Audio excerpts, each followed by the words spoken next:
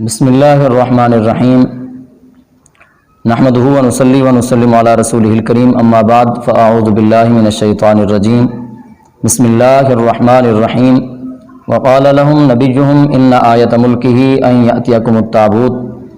فیہ سکینۃ من ربکم وبقیۃ مما ترک آل موسیٰ وآل ہارون تحملہ الملائکہ۔ صدق اللہ العظیم۔ جو سر پر رکھنے کو مل جائے نال پاک حضور تو پھر کہیں گے ہاں تاجدار ہم بھی ہیں۔ آج کی نشست ایک معرکۃ الآراء مسئلے کے متعلق تحقیق کی رہنمائی پیش کرنا مقصود ہے۔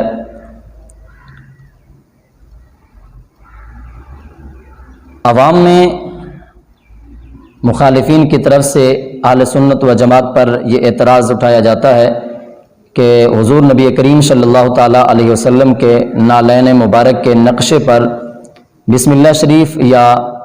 دیگر مقدس کلمات کا لکھنا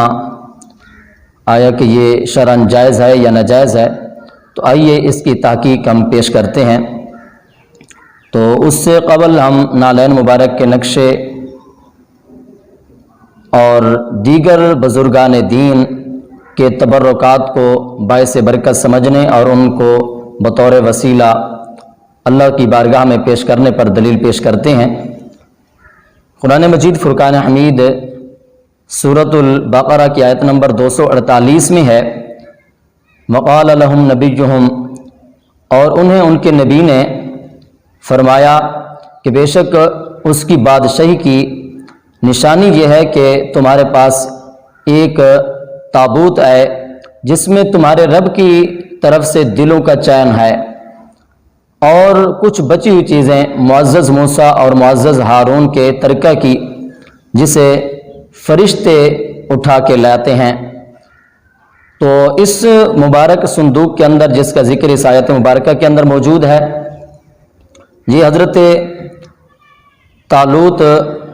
کی بادشاہی کی نشانی اس کے اندر موجود تھی، اور اس تابوت کے اندر کیا کچھ تھا تو تفاسیر اٹھا کر دیکھیے اس کے اندر موجود ہے۔ تفسیر معالم التنزیل کے اندر یہ بات موجود ہے کہ کانا عصا موسیٰ ونالاہ وامامۃ ہارون وعصاہ، کہ اس صندوق اور اس تابوت کے اندر حضرت موسیٰ علیہ السلام کا عصا مبارک تھا اور آپ کے نالین مقدسہ تھے، اور حضرت ہارون علیہ السلام کا عصا بھی تھا اور ان کا امامہ شریف بھی اس صندوق کے اندر تھا۔ اور اسی طرح اگر تفسیر القرآن العظیم لابن ابی حاتم اٹھا کر دیکھی تو اس کے اندر الفاظ کچھ یوں ہیں کہ عصا موسیٰ وعصا ہارون وثیاب موسیٰ وثیاب ہارون ولوحان من التوراۃ والمن وکلمۃ الفرح لا الہ الا اللہ الحلیم الکریم۔ اس کے علاوہ دیگر الفاظ بھی کہ اس صندوق اور تابوت کے اندر حضرت موسیٰ اور ہارون علیہ السلام کے عصا بھی تھے اور ان کے کپڑے بھی اس کے اندر موجود تھے، اور تورات مقدسہ کی 2 تختیاں بھی اس میں موجود تھی، اور ساتھ من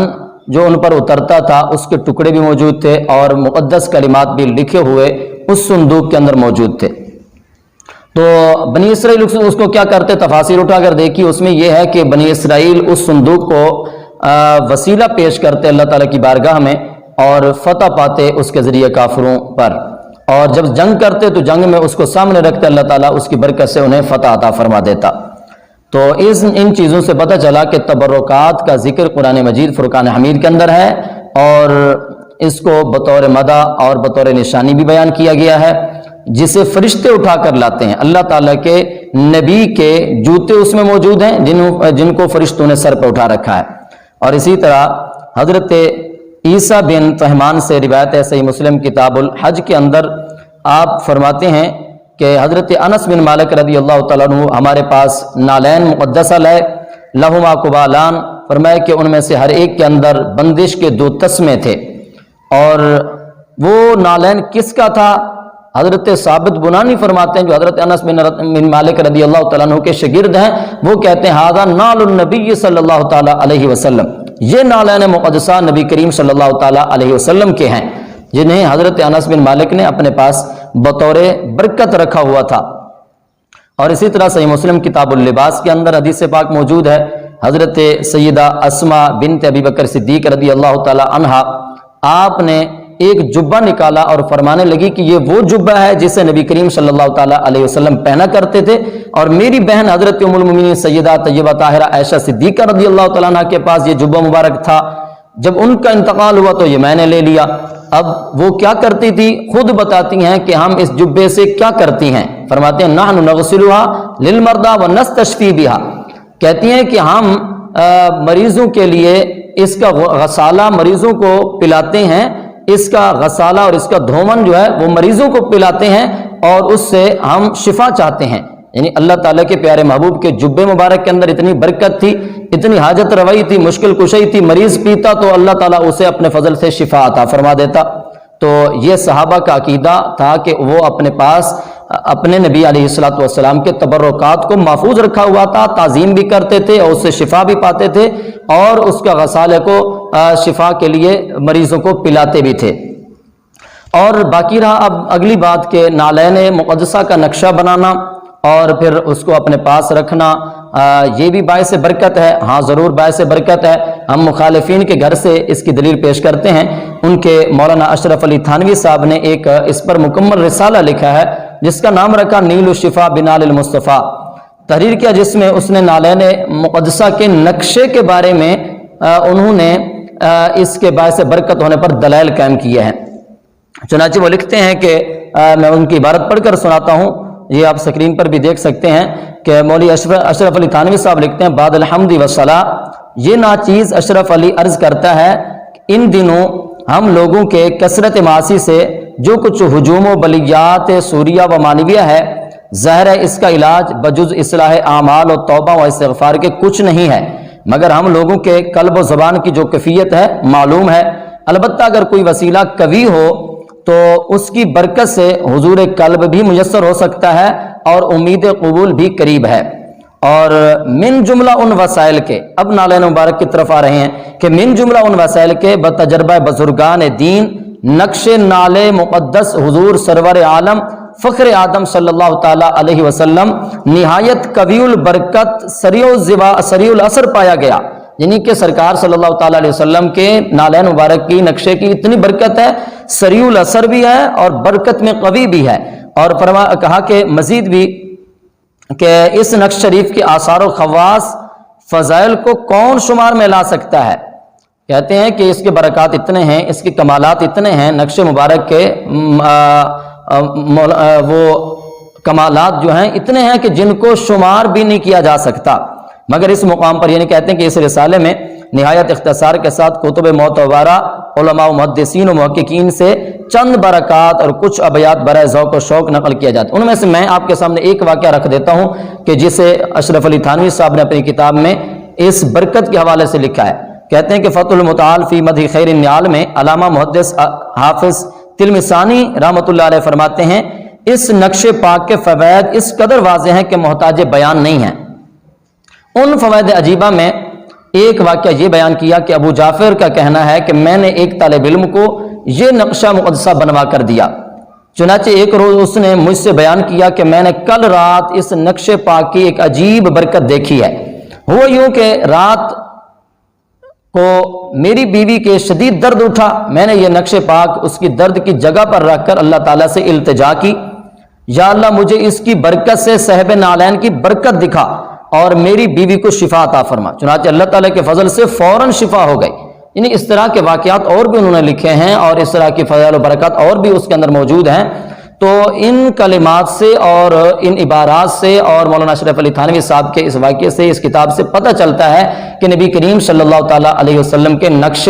نالین مبارک کو باعث برکت اپنے پاس رکھنا اور اس سے شفا چاہنا اور اس سے دفع بلیات کرنا، یہ ہمارا ہی نہیں بلکہ اکابرین دیوبند کا بھی یہ مشغلہ رہا ہے، اور صحابہ کرام علیہم رضوان سے بھی یہ چیز ثابت ہے کہ وہ بھی اسے باعث برکت سمجھتے تھے۔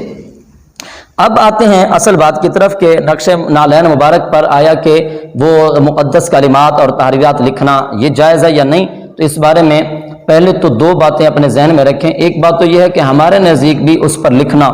نہ کوئی فرض ہے، نہ واجب ہے، نہ سنت، نہ ہی مستحب، صرف ہم اس کے جواز کے قائل ہیں کہ اس میں کوئی حرج نہیں ہے۔ اور دوسری بات یہ ہے کہ نقش مبارک اور اصل نالین مبارک کے اندر دونوں میں فرق ہے، اور امام اہل سنت نے فتاوی رضویہ شریف کی 21ویں جلد کے اندر یہ بات واضح طور پر لکھی ہے کہ اگر نبی کریم صلی اللہ تعالیٰ علیہ وسلم سے اجازت مانگی جاتی کہ اپنے نالین پر لکھنے کی اجازت دیں تو ہرگز سرکار اجازت نہ دیتے اور پسند نہ فرماتے، لیکن فرمایا کہ نقش نالین مبارک اور اصل نالین مبارک کے اندر فرق واضح ہے اور عام آدمی بھی اس بات کو سمجھ سکتا ہے۔ تو اس پر اب ہم اس پر دلائل بیان کرتے ہیں۔ پہلی بات تو یہ ہے کہ وہی آیت جو ہم نے پیش کی تھی جس کے اندر حضرت موسیٰ علیہ السلام کا عصا مبارک اور وہ تابوت کے اندر موجود ہونا اور ان کی نالین مبارک کا موجود ہونا، اسی صندوق کے اندر کلام الہی بھی موجود ہے، تورات کے نسخے موجود ہیں، اسی صندوق کے اندر جو ہے مقدس کلمات بھی لکھے ہوئے ہیں، نالین نبی بھی موجود ہے،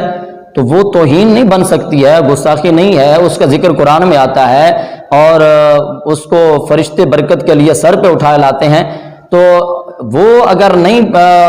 مطلب گستاخی اور بے ادبی بنتی تو پھر ہمارا نالین مقدسہ کے نقشے پر لکھنا بھی گستاخی نہیں بنتی ہے۔ اور اس پر امام اہل سنت شاہ امام احمد رضا فاضل بریلوی رحمۃ اللہ علیہ سے بھی یہ سوال ہوا تو آپ نے فرمایا کہ بسم اللہ شریف اس میں لکھنے میں کوئی حرج نہیں ہے۔ اور مزید دلیل اس پر یہ بھی دیکھیں کہ صحابہ کرام علیہم رضوان میں سے حضرت سعید بن جبیر رضی اللہ تعالیٰ عنہ فرماتے ہیں، سنن دارمی کے اندر یہ حدیث پاک موجود ہے، حدیث نمبر 507 ہے۔ آپ فرماتے ہیں کہ میں حضرت ابن عباس رضی اللہ تعالیٰ عنہ کے پاس کچھ لکھ رہا تھا تو ہوا یوں کہ میں جس چیز پر لکھ رہا تھا وہ پر ہو گیا، وہ کاغذ تھا، جو چیز بھی تھی وہ پر ہو گیا، تو فرمایا کہ ثم اقلب نعلی فاکتب فی ظہورہما، میں نے جوتے کو الٹا کیا اور اس کے زہر پر لکھنا شروع کر دیا۔ تو اب اس پر آپ کیا فتویٰ لگائیں؟ حضرت سعید بن جبیر پر فتویٰ لگائیں گے؟ حضرت ابن عباس رضی اللہ تعالیٰ عنہما صحابی رسول ہیں، جلیل القدر ہیں، وہ بھی منع نہیں کر رہے،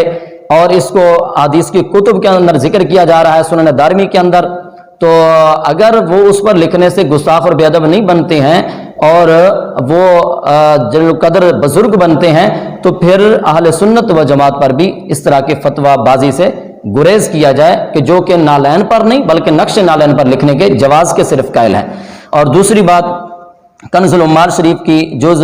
12 اور حدیث نمبر جو ہے 35774 میں حضرت صاحب بن یزید رضی اللہ تعالیٰ عنہ بیان کرتے ہیں، میں نے حضرت عمر فاروق اعظم رضی اللہ تعالیٰ عنہ کے پاس جو گھوڑے موجود تھے ان کو دیکھا کہ موسومۃ فی افخاذھا حبیس فی سبیل اللہ، آپ فرماتے ہیں کہ ان کے گھوڑے کے جو رانے ہیں ان رانوں پر نقش کیا ہوا داغا ہوا تھا، حبیس فی وقف فی سبیل اللہ لکھا ہوا تھا، حبیس فی سبیل اللہ ان کی رانوں پر لکھا ہوا تھا اور داغ کے ذریعے داغا گیا تھا، یہ نقش بنایا گیا تھا اس پر۔ حالانکہ گھوڑے کی رانیں آپ جانتے ہیں کہ وہ زیادہ محل بے احتیاطی میں ہوتی ہیں، تو اب حضرت فاروق اعظم رضی اللہ تعالیٰ عنہ گھوڑے کے رانوں پر اللہ کا نام لکھ دیں تو کوئی گستاخی اور بے ادبی کو کسی کو نظر نہ آئے، اور نہ ہی یہ بنتی ہے اور نہ ہی کوئی حضرت فاروق اعظم پر جو ہے وہ جرت کر سکتا ہے اس طرح کی فتویٰ بازی کرنے کی۔ تو پھر اہل سنت و جماعت جو کہ نقش نالین مبارک پر اس طرح کا تحریرات لکھتے ہیں تو پھر وہ بھی گستاخ اور بے ادب نہیں بنتے ہیں۔ بلکہ مزید آگے چلتے ہیں، آپ کو میں انہی مخالفین کے گھر کے حوالے سے پیش کرتا ہوں۔ مولانا اشرف علی تھانوی صاحب کی یہی کتاب نیل الشفا بنال المصطفیٰ کے اندر آپ دیکھ سکتے ہیں، اس کے اندر انہوں نے جہاں نالین مبارک کے نقشے کے فضائل و کمالات بیان کیے ہیں، وہی کتاب کے اندر انہوں نے نالین مبارک کا نقشہ بنایا، یہ آپ سکرین پر دیکھ سکتے ہیں، آپ کے سامنے ہے کہ اس پر یہ لکھا ہوا ہے، دائیں جانب لکھا ہوا ہے ھذا مثال نعالہ اور بائیں جانب لکھا ہوا ہے صلو علیہ وآلہ، یہ نالین مبارک کا نقشہ اور کتاب میں موجود ہے۔ تو کیا یہ نالین مبارک نقش کتاب میں جو موجود ہے تو یہ کتاب کے کچھ ان مقدس کلمات کے اوپر یہ نقش نہیں آتا ہوگا؟ اللہ کا نام نہیں ہے اس کتاب کے اندر، اس کتاب کے اندر نبی کریم صلی اللہ تعالی وسلم کا نام نہیں ہے، کیا اس میں بسم اللہ نہیں لکھی ہوئی، مقدس کلمات نہیں لکھے ہوئے؟ کیا یہ نقش نالین ان کے اوپر نہیں آتا ہوگا؟ تو اگر وہ آتا ہے اور اشرف علی تھانوی صاحب وہ گستاخ نہیں بنتے ہیں تو پھر اہل سنت اسی عمل کی وجہ سے کیسے گستاخ بن جاتے ہیں؟ اور دوسرے نمبر پر وہابی مولوی ابو طلحہ محمد یونس بن عبد الستار اپنی کتاب لباس الرسول والصحابہ جو کہ 1426 ہجری میں مکہ المکرمہ اور مدینہ المنورہ سے چھپی ہے، اس کے صفحہ 65 پر انہوں نے بھی نالین مبارک کا نقشہ بنایا، یہ بھی آپ سکرین پر ملاحظہ کر سکتے ہیں، نالین مبارک کا نقشہ بنایا، اس پر جو ہے انہوں نے اس کے فضائل و کمالات بھی لکھے، اور اس نقشے کے اوپر اس کی دائیں جانب اس کی بائیں جانب نقشے کے بیچ میں مقدس کلمات لکھے ہیں اور وہ بھی کتاب کے اندر موجود ہے، تو اس میں کتاب کے اندر موجود ہونے کے باوجود نہ مکہ المکرمہ کے علماء کو یہ بے ادبی نظر آئی ہے، نہ ہی مدینہ المنورہ کے وہاں کے علماء کو، نہ نجد کے علماء کو یہ گستاخی اور توہین نظر آئی ہے کہ نقش مبارک بھی بنا ہوا ہے، مقدس کلمات بھی ہیں، ہے بھی کتاب کے اندر، اور کتنے الفاظ مقدسہ کے اوپر وہ نقش آتا ہوگا۔ اگر وہ گستاخ نہیں بنتے تو پھر اہل سنت و جماعت پر بھی اس طرح کی فتویٰ بازی سے گریز کرنا چاہیے۔ اگر لگانا ہو فتویٰ تو اس سے پہلے اپنے گھر کی خبر لینی چاہیے، کہیں ایسا تو نہیں ہے کہ اس فتوے کی لپیٹ میں ہم خود تو نہیں آ جائیں گے۔ بہرحال ہمارا اس کلپ بنانے کا مقصد صرف اور صرف یہ ہے کہ عوام اہل سنت میں یا عوام الناس کے اندر انتشار پھیلانے سے باز رہیں۔ یہ صرف جواز ہی کی حد تک ہے، نہ کوئی فرض کا، واجب کا، مستحب کا کوئی قول نہیں ہے۔ اس کا اگر کوئی لکھتے ہیں تو کوئی حرج نہیں ہے۔ اللہ تعالیٰ کی بارگاہ میں التجا، اللہ تعالیٰ ہمیں شریعت مطہرہ اور صراط مستقیم پہ چلنے کی توفیق عظیم عطا فرمائے۔ آمین۔ وآخر دعوانا ان الحمد للہ رب العالمین۔